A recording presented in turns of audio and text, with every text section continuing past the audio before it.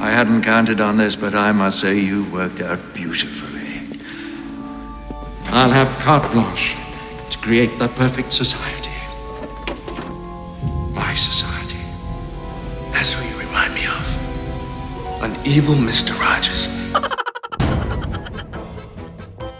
Bob Iger is a man out of time. With the earnings call right round the corner, a trailer load of issues continuing to plague the guy daily. He's not looking bright for him, not for a bit, at least as far as working as the head of Disney is concerned. Sure, for the past 10 years, he's actively sought out to change Disney from #1 entertainment company in the world, mind you, into a lifeless, hive-minded, soulless, inappropriate, creatively bankrupt, woke message-pushing, cult-loving, children-baiting shell of a corporation, only resembling the greatness it once was in name only. Like, I was just, wherever I could, just basically adding queerness to, like, the... Heck, this company's so dead the Night King himself couldn't revive it. Stock continues to plummet to record lows. Disney Plus, the absolute joke of television. Back-to-back disasters at the box office, film and animation. He doesn't mean that. Goddamn right I did! I mean, how'd you let Star Wars turn from a bona fide box office cash cow into whatever this is? Oh my God, what is that? Oh my God! What is that? Some say Kathleen Kennedy's got dirt on Bob Iger and the board. Others say she had a no firing clause written into her contract by George Lucas himself. My friend Al has his own theory. Al? Because she got a great ass! And you got your head all the way up it! Okay, the second part I can buy, not so much the first. Anywho, lawsuits coming in at every angle. The park business. We provided training for all of our cast members in relationship to that. So now they know it's hello everyone or hello friends. We no longer say ladies and gentlemen, boys and girls, we say dreamers of all ages. And so I love the fact that it's opened up the creativity. I'm sure you do. Truth is, attendance continues to drop weekly. Keep in mind this is Disney's real bread and butter. It hasn't stopped Iger from making every excuse under the sun, including the sun itself. Measuring attendance at Disney World on July 4th, which didn't really factor in temperature, which is about 100 degrees and 99% humidity on that day. He claims that the attendance at Walt Disney World right now, it's fallen off a cliff because it's just too dang hot. Universal Studios packed to the gills. St. Augustine, Florida, tour groups everywhere. Miami Beach, you can't even get out there. The sharks are afraid to hop on the sand. Guess what, though? Disney World, too dang hot. It's too dang hot. Exposés, revealing what we already knew, continuously coming out of the woodwork, exposing facts like Rotten Tomatoes, giving you whatever score you want for a reasonable price. I would say that Brie Larson's Captain Marvel is actually quite compelling. You would.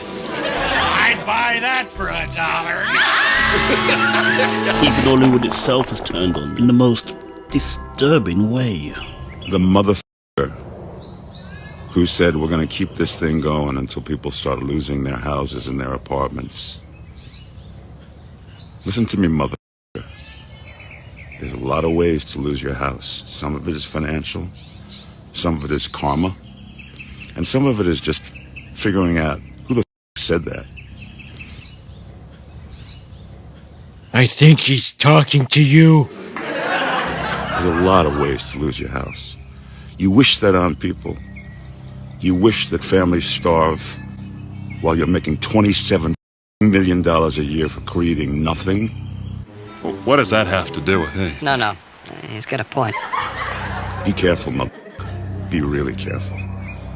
Because that's the kind of that stirs up. Oh, I'm so scared. What, you guys don't have sarcasm anymore? Pretty much name a corporate disaster, and if it hasn't happened to them already, probably will by the end of this video. And all that's not including their disastrous running. The governor of California trying to stop Disney, teaching bedroom antics to children. So what, they thought they'd just rock up to the guy's neighborhood, starting forcing their indoctrination into the children of the school. I mean, how did they think that was going to turn out? Oh, hell no! Get out of here, you gaggle bastard! Go on, get your ass out of here! Alarmingly, something tells me Iger's just warming up. Some say his plan is to devalue the company to such a degree and sell it off at a low price. Here, $1. While others say he does it all because he's so woke, even his turd refuses to be flushed without proof of adequate representation. Nasty! Then came the introduction of the infamous Nelson Peltz. Did you know he was a father to David Beckham's son's wife? Me neither, but I digress. Now, activist investor is not to be confused with investor activist, the like of which Bob Iger is personally handpicked to fill every seat in the Disney board. Investor activist just means he'll give you his money, sure, but he's going to be looking over his shoulder to make sure you're spending it wisely, not doing anything untoward with the funds. No women, no kids. This guy's going to be wanting a return at the end of the day. Now, this isn't this guy's first rodeo. No. Kind of has a reputation of going in and fixing companies that are, well, let's just say underperforming. And man, there's no company out there right now today underperforming as badly as Disney. Let's face it. Now, the last time he rocked up at the House of Mouse, requesting a seat at the table, which evidently is what he's now doing again, he's given a cold shoulder by Bob Iger. Now, mind you, this wasn't a manly, hey man, get out of my face, I'm not interested in what you're selling type of way. No. Lest we forget, this is the company that didn't have the balls to fire Gina Carano to her face.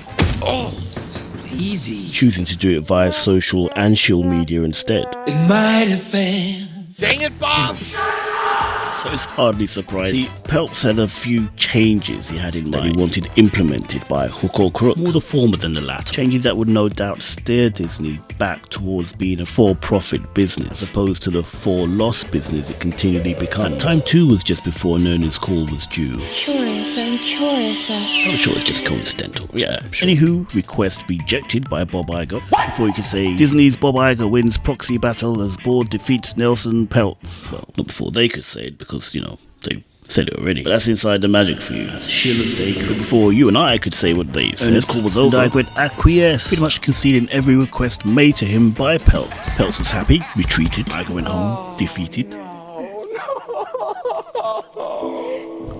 Funny thing is, you'd never have known it reading the articles that were written around that time. Curious.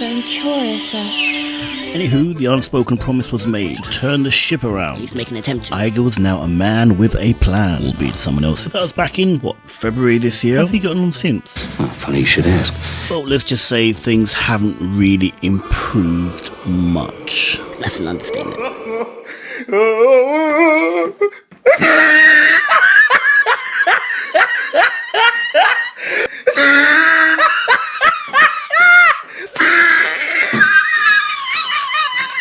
Yeah, look, Iger clearly thought he was clever. The moment Peltz backed off, it was probably like, because it was pretty much business as usual, or lack of business as usual. See what I did there? I see it, mate. The hilarious thing is that all of this could have easily been avoided had he remained gone from the company when Chapek took over as CEO. Now I say gone, but the truth is, the dude never left. What? Well. Yep, turns out the dude's got some real bona fide letting go issues. Whole time Bob Chapek, his replacement, was working there. Now just imagine meeting the girl of your dreams. Picturing it? Hold that thought. After only a handful of dates, you're pretty much like, yeah, she's the one. Marry her. Before long, wedding's over, honeymoon's done, you're at home. Her home, because, you know, she's minted. She's showing you around. Kitchen, swimming pool. It's not long until you come to the door of the master bedroom. She's like, this room, you can't enter. You're like, why not? She's like, well, my ex-husband's still in there. What? You're like, well, when's he leaving? She's like, well, never. It was in our marriage contract. You're like, what? She's like, it's okay. You'll only be around to offer the odd consultation or two. Are you crazy? Are you any more? Tell you, it's the dumbest thing I've ever heard. Dude never left. And then there was that fixation he had with the shower in that office.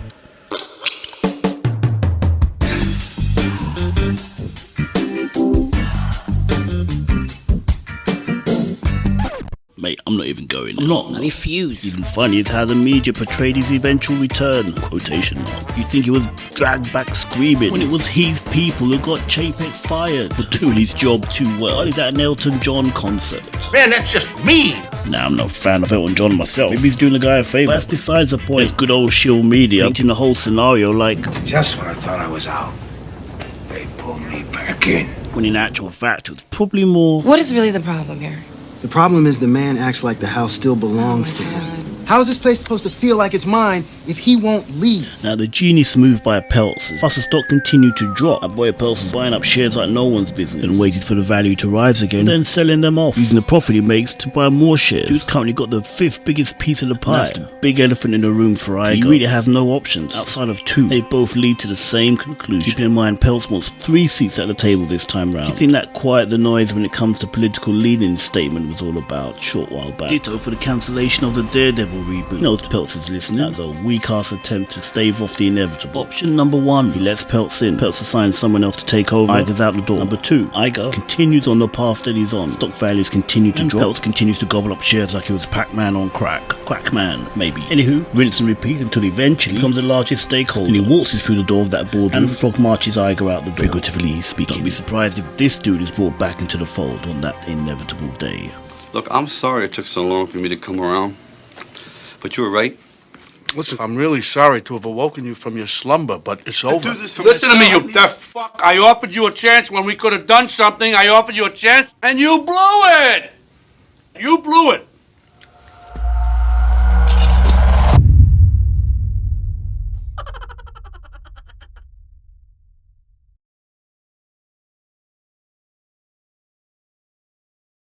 Has nothing to do with me being white chocolate. Not that a person can be white chocolate.